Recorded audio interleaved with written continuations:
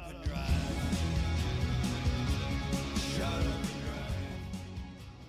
Welcome back, Airbnb family. Today I want to cover a couple of questions that I've received in response to our search engine optimization video and our pricing strategy video.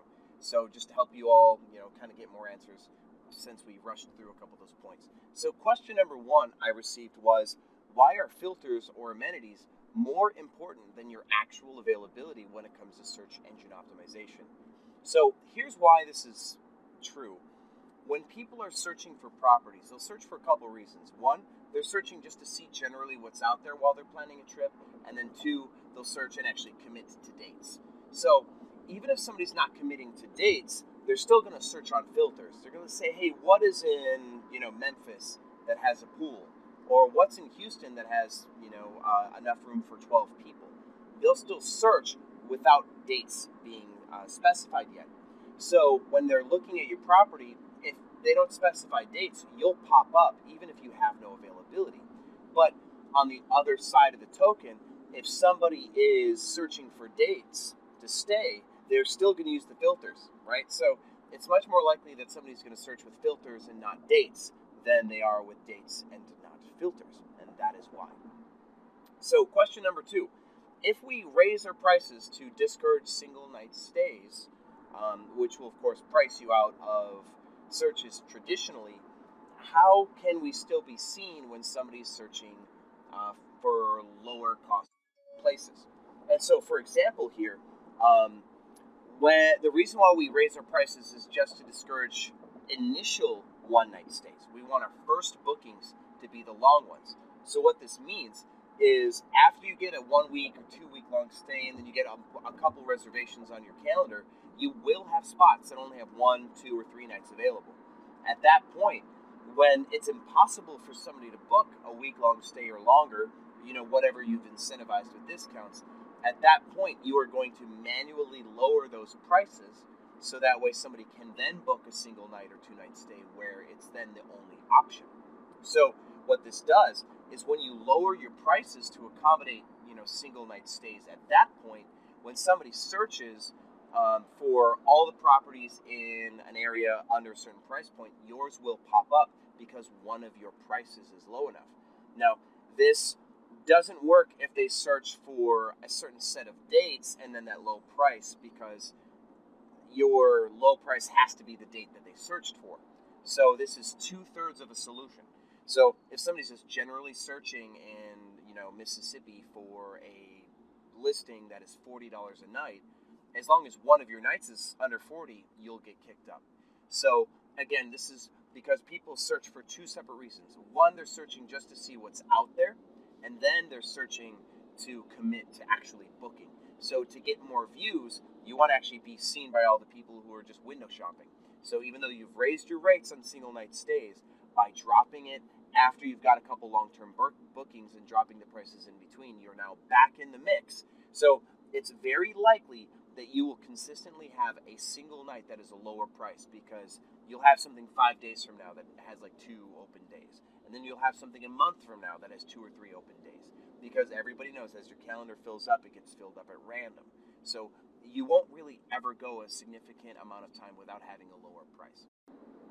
So question number 3, people want to know, does being a super host increase your SEO ranking? No, it does not, but it does if the person selects the filter for it. So being a superhost itself does not change your placement, but if somebody selects superhost only, everybody who's not will disappear. So in that way, it does. Question 4, what do I charge as my cleaning fee because my single night prices are so high? I charge $20 to $25 as my cleaning fee. And the reason why I charge so little is because I pay my cleaners hourly. So I have enough business that my cleaners work full time in Fort Worth and Houston. So I pay them $12 or $13 an hour, and they all get about 40 or 50 hours a week.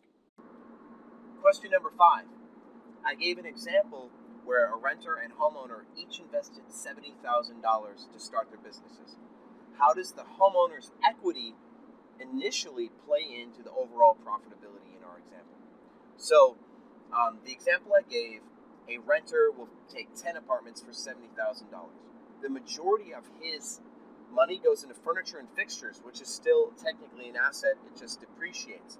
A homeowner will spend $50,000 on a down payment and then $20,000 on furniture and rehabs. So in this example, a homeowner probably will have about $80,000 in equity after doing a little bit of refurbishing because he did improve his home.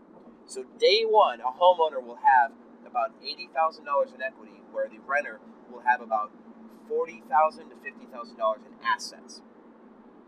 Over 100 months, the homeowner should have roughly $650,000 in realized gains between his initial equity of $80,000, his $5,000 per month that he made over 100 months, and then his 3% appreciation on his home. That'll total to roughly $650,000. In this other example, the renter, all of his assets will depreciate down to zero, but he'll make $9,000 a month. So over 100 months, he'll make $900,000, which still puts him outperforming the homeowner by about 30%. Again, let me iterate that if you compound this with the renter's ability to reinvest faster, they can pick up new properties every single month that they're in business and scale up to 20 properties inside of about 1 year, where the homeowner, before he can double, he actually has to make profit for 14 months before he gets the $70,000 back. So for scalability, the homeowner moves a lot slower too, because the money's just not as agile. Question 6. Why did I start hosting on Airbnb? Well, this is a funny story. I actually started hosting by accident. So I own a consultancy. I actually keep newspapers in business. So I'm a business operations and media consultant. So I picked up a lease for a national sales manager who was moving in from Michigan to Houston. And this was part of his relocation package.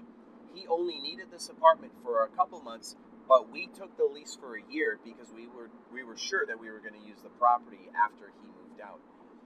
Well, we didn't know what to do with the property after he moved out, so after a little bit of soul searching, we decided that we were going to turn it into a short-term rental property, and that was our first Airbnb. Question 7.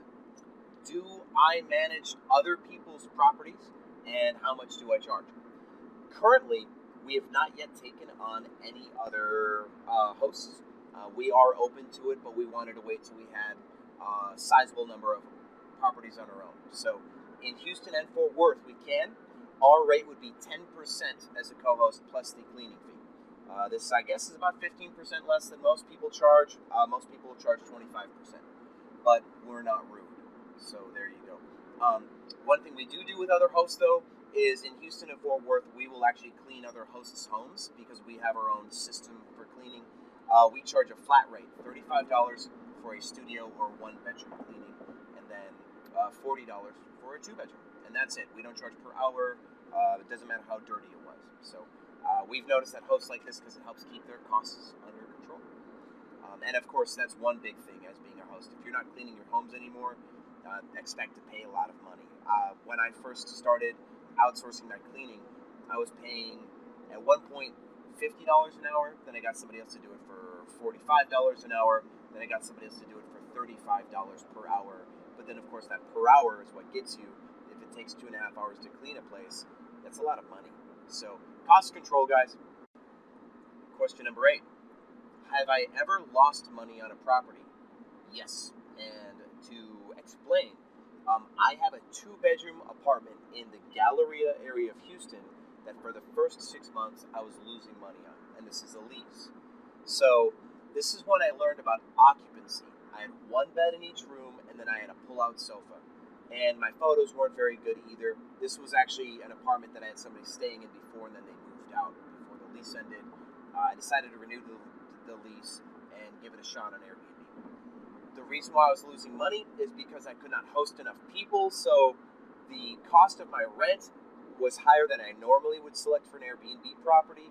That and the inability to house more than 6 people, I wasn't able to get enough of a nightly rate. So I lost a couple $100 a month on average over the course of 6 months. But I redid it. The place can now host 10 people, which has been a huge improvement for our ability to charge a higher nightly rate, and it is profitable now. It was actually one of my more profitable units over the last quarter. So some final words from the author. Let me give you some advice, some things I learned while hosting in 2017.